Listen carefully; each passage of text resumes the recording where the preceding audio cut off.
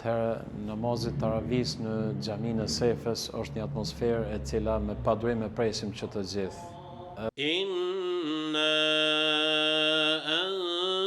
أنزلناه في ليلة القدر وما أدراك ما ليلة القدر Dhonës si hozë edhe xhamati i lagjes dhe më shumë, është një atmosferë e cila nuk përshkruhet për shkak se gjithë edhe xhamatlitë, gjithë ata që frekuentojnë xhamin ndin veten shumë mirë.